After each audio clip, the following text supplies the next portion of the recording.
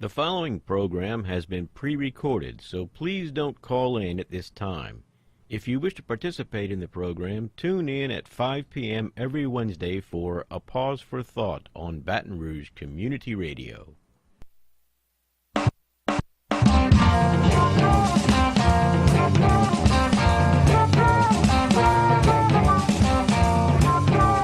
Good evening, fellow humans. This is Wayne Parker with A Pause for Thought here on Baton Rouge Community Radio, 96.9 FM here in Baton Rouge. Well, I'm certainly glad to be here. I hope you all are too. We've got a bang-up show coming up. Pun intended, I guess, just on the spur of the moment there.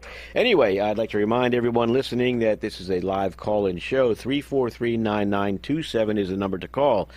343-9927. Give us a call on the topic of the evening if you have any questions, comments, if you want to correct us, which has happened once or twice.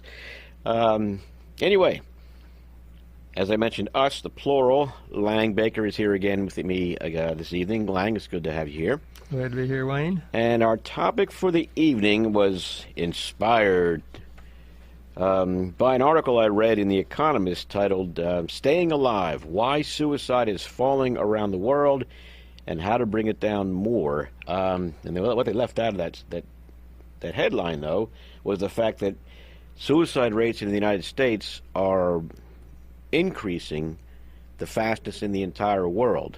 And at the same time, according to this Economist article, suicide rates are declining globally. The rates they give here in the article, it says here, the suicide rate in America is up by 18% since 2000. So they're talking about 18 years today, up to this date, which was November 24th for this article. And I've got a Center for Disease Control and Prevention here from the United States that claims that between 1999 and 2016, suicide rates in America increased by 30%, but there were problems, like you said, that you found, Lang, with data collection, accuracy, and how they do their studies and whatnot, too, right? Yeah, well, they acknowledge in some of their disclaimers about issues of underreporting and the reliability of in the WHO for comparing countries also has this problem. They were pointing out how different countries have different levels of reliability of their data collection, and then also in some countries, because of the taboo around the subject, and they don't get accurate reporting about the number of suicides. So that makes it difficult to have accurate right. So you're going to get a broad range, but there's a general consensus that the rates of suicide in America are going up, and they're rather high in many places too. But I did want to touch on the three groups that they identified globally that for whom suicide rates have gone down. Then we'll get to the United States and all that dismal information. But young women in China and India, so their suicide rates have declined greatly, and they speculate in this article here that that's probably due to improvements in the cultural constraints on women and their rights, the protection of women's rights. I mean, women are still getting raped in India to a very high degree, as I understand it, but at least people are made aware of it now, and it's being addressed by society and by their governments. There's another thought just crossed my mind. I don't know if there's been any study about this, but there also has been in the news stories about in India and China both, there's steps taken to abort female fetuses so that they are a smaller percentage of the total population than previously. And so I don't know if that would have an effect if they're reducing their proportion of the population, whether then they become more valued because there's fewer of them, and so their role in society has changed, or their respect for them. And that could be true, although China, I think, has removed the one child. Of course, they're only allowed to have 2 kids now, so that if you keep getting girls, they're going to keep killing the babies, but or aborting the fetus anyway. But okay, let's get back down to America. According to the Economist article, the people who are where the increase in suicide is the greatest is white, middle-aged, poorly educated men in areas that were left behind by booms and crushed by busts. And I guess we're talking the Rust Belt there, the automobile industry, steel industries, and things like that. Well, yeah, it's interesting what lens you look at this stuff through. There are also very high rates in the western U.S., not just the Rust Belt. And more recently, there's been reports extracted from the data available to the public through CDC, where you can slice and dice, breaking it down to the county level. In there, the correlation, they show that there's the higher rate of increase of suicides in the rural counties. And they even broke it down aggregately according to the population density of the counties, where large metropolitan areas have the lowest rate of increase, or the lowest actual suicide rate in the non-core area, which are outside of any metropolitan standard area, which is statistical area, which is your rural counties have the highest suicide rate, and there's a continuum between those two extremes. And so whether you're looking at it in terms of the population density, or whether you're looking at it in terms of the demographics of the people who live in those areas, or whether you're looking at it through the lens of the economic stress on people in different areas, you can make any of those associations, but trying to come up with the cause of the different rates is a different proposition than just associating the demographics of the area with the differences in suicide rates. Yeah, now, and I remember we talked before going on the air about the opioid crisis and the number of deaths from opioid overdoses. And I recall when the opioid epidemic, to use the standard phrase, was first being talked about, it was said that it was mainly occurring in rural areas in America. And I was looking at a map here of the United States, where, like you were saying, in the Midwest, Idaho, Wyoming, Montana, the Dakotas, Utah, Kansas, and Oklahoma, suicide rates have increased from, by about 38 to 58% between 1999 and 2016.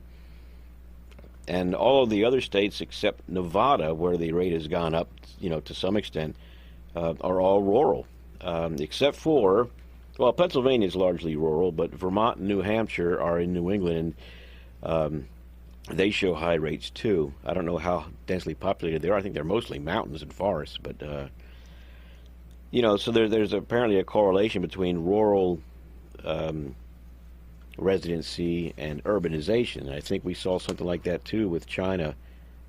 But the WHO had a study that even when suicide rates were going up during the Great Recession in many countries, in China it continued to decline during that period, and the WHO study was attributing that to the increased movement of populations from the rural areas into the growing cities of China.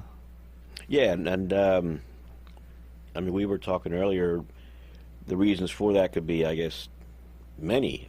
One is the availability of services, healthcare services or whatever, mental health facilities perhaps, just being around people in general, and of course the cultural attitudes too, I believe was mentioned in several cases. In rural communities, people are generally more religious, and there's a taboo on, killing God's creation or whatever. If it's somebody else, apparently that's okay. But I had to throw that stuff in there. But they're also more independent. They're less inclined to ask for help in the rural areas. That's a generalization, of course, but those are factors. Yeah, well, there was when you contrast the rural areas with the cities, as you mentioned, the availability of services. There was one article that was looking at one specific county in Texas, Smith County, where Tyler is located up in northeast Texas, and comparing the situation there with the state as a whole, their suicide rate was 43% higher than the state as a whole.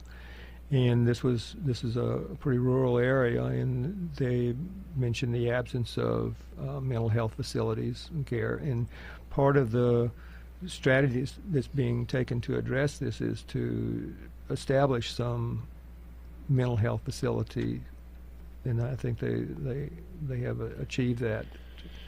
It was out of one family's experience of the suicide of their son where they started advocating for Right.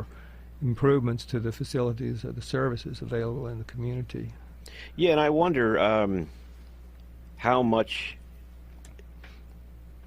idleness or a lack of opportunity, or perceived lack of opportunity in rural areas, could feed the problem too. Especially with the opioid epidemic in those areas, I presume there are substance abuse problems in other regions, in those areas also, but they seem to be higher in rural areas, and I wonder if young people are just bored, or they see no way out from where they're going, or they can't leave. They may feel trapped and hopeless. Well, yeah, it's interesting you mentioned the young people, although the death by suicide ranks higher when you list the various causes of death for people in the lower age brackets when they make the statistical analysis. The actual rate of suicide is higher in older people. Yes. The middle-aged white, non-Hispanic white male population has the highest rate in this country. But then when you look at statistics on the success of suicide attempts, the highest success rate, if you want to call it a success, but when they attempt suicide and succeed in achieving that objective, that's highest for the elderly. 1 out of 4 suicide attempts by the elderly is successful. Do you have any idea why that might be? No, I just saw the statistics comparing these different things, like where it ranks in terms of cause of death, what the suicide rate is, what the success rate is of attempted suicide, and you get different age brackets that are leading in these different ways of looking at the question. Well, the reason I'm wondering that is perhaps older people have more time to think about it and more time to make a plan for how to achieve it. My father committed suicide when he was dying from cancer. I mean, he'd reached a point where he'd had enough, and we talked openly about it. I had no problem with it. He told me he was probably going to shoot himself with his .380, and I said, well, my only concern with that is that would the gun be powerful enough to do the job? And he didn't say anything, and he ended up killing himself with his .380. And it turns out he knew right where to put the muzzle to where the bullet would enter his brain pretty much unopposed, and it did the trick, and so I wonder if maybe the older people are more successful with it because they have time to think about it or learn, if they're more educated, I guess. Yeah, I don't know if anyone's done a study on that. I can think of other factors. I don't know how old your father was. 75. But if you get, and I don't know what this statistic is of 1 out of 4, how old, but the body gets more frail and more easily to kill as you get more elderly as well. Good point. It would be an interesting study to read about. I don't think I'd want to conduct it. But. No. Although it would be interesting. I have to just confess here, because I thought it was neat. I had to go and in-view my dad's body just to see how he did it. And when I saw the entry wound and the exit wound, I'm like, okay, that's how he did it. He had it all figured out, But anyway, social stability is also a factor. I'm reading here in this Economist article. It says here that unemployed people kill themselves at around 2.5 times the rate of those who are working. So a sense of hopelessness there, or inability to provide for your family or yourself. I guess that could figure in too. And that could figure in also with a higher rate in rural areas where job opportunities are less. Right, and the extreme example they give for globally is with the Soviet Union. After the collapse of the Soviet Union, alcoholism skyrocketed, and so did suicide rates. And that rate has plummeted. That's part of the reason why I guess global rates are falling, because in Russia now, their economy, I guess, is better than it was, right after the collapse. And also, Vladimir Putin has restricted the sale of alcohol in Russia. So, that was recognized as a social ill that the government felt it had to address. And it's, in some cases, I guess it's too bad that in America we're so libertarian, or in our own views or whatever. We don't believe the government should be involved in that sort of thing, even though, having a high percentage of your population killing itself is probably not a good thing socially anyway, or culturally, economically, or otherwise, What about the ways that people do it? I mean, kill themselves. Yeah, well, the WHO study said that the number one method used by people in low and middle income countries, which is 80% of the population of the planet, is with pesticide poisoning. Yeah, that's due to availability, probably, right? You would guess that that's probably the means most easily available, or that it's been communicated throughout the community that this is the method that works. Yeah. Whereas in the other 20% of the world's population, the number one is firearms. And they didn't go into where they came up with this figure, but in the WHO study, they had number two in their list is hanging, which didn't show up in the CDC information on the prevalence of various methods in the U.S. Number two in the U.S. was suffocation, which wasn't mentioned in WHO at all. Well, I'm wondering if hanging could be included in suffocation, because I doubt that most people are skilled enough to hang themselves in a way that snaps their neck, as professionally it's done. But so they do like Robin Williams did, and just hang and choke to death. That's a good point. That's probably just a distinction between their terminology. Yeah. Anyway, before we go on, I'd like to remind the listeners you're listening to Wayne Parker and Lang Baker. We're discussing suicide in America, why our suicide rates are so much higher and increasing in frequency or rate, while the rest of the world's rates are going down. 343-9927, 343-9927. Give us a call if you'd like to add something to the discussion, ask a question, or add something to what we missed. And another piece of the information about methods is that in the CDC information for U.S. suicides, for males, firearms is number one, and for females, poisoning is number one. And one thing about firearms is that they're so readily available, which is in some of the literature given as one of the reasons for the high rates of suicide in rural areas where the firearms are so readily available. And also a lot of suicide is on impulse. And although females attempt suicide a lot more often than males, they're less successful. And so that the suicide rate is higher among males, but the attempts is higher among females, and that could be because poisoning is less successful than a firearm is.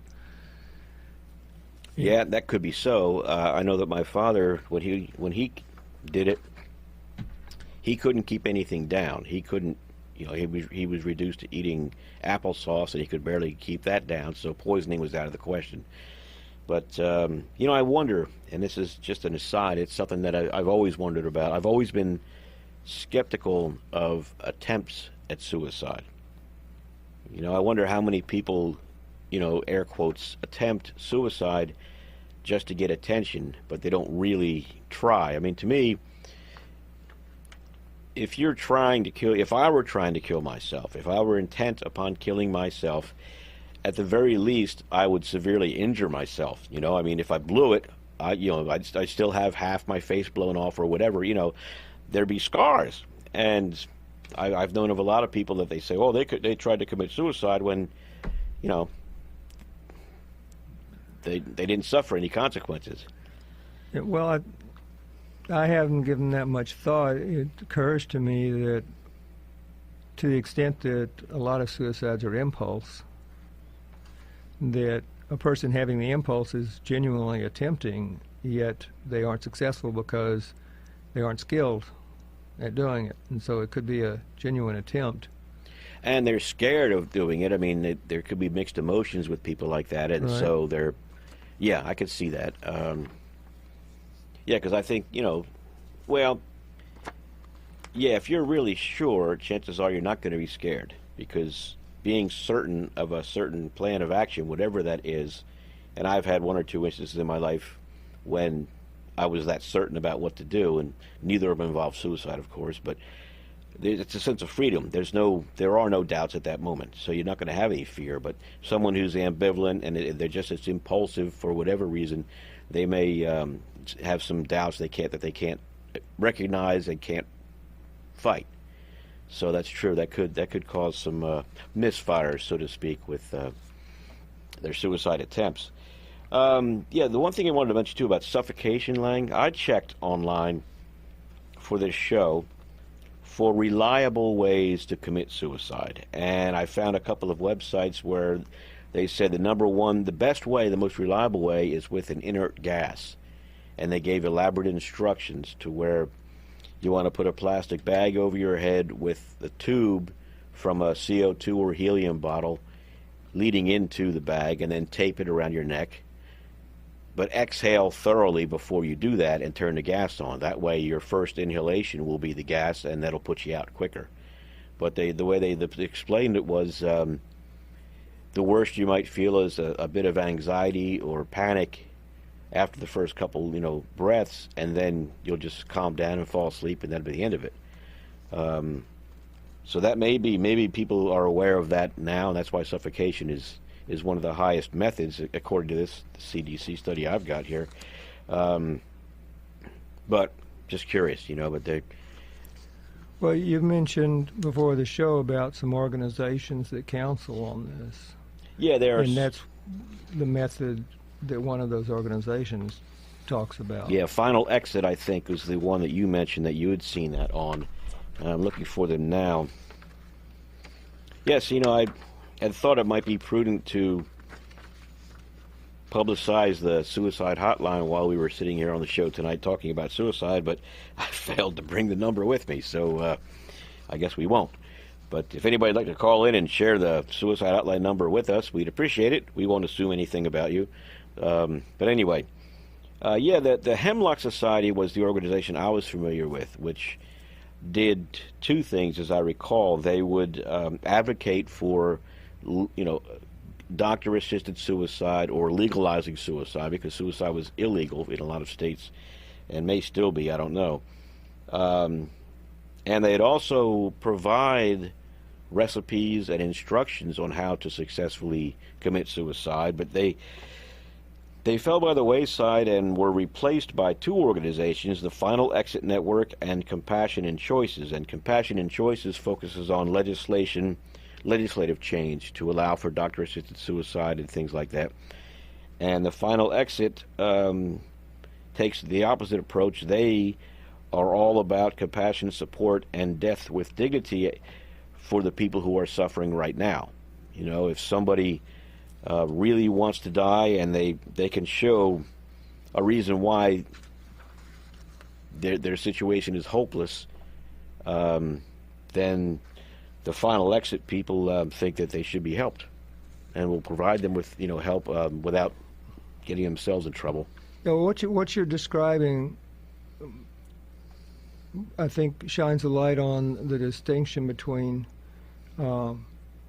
people who fit what society considers what some a growing segment of society, and in other countries that you mentioned earlier as well, consider legitimate justification for suicide, versus people who are acting on impulse or under impaired judgment because of some mental health issues or drug abuse issues, which are two of the major factors involved in the demographics of suicide.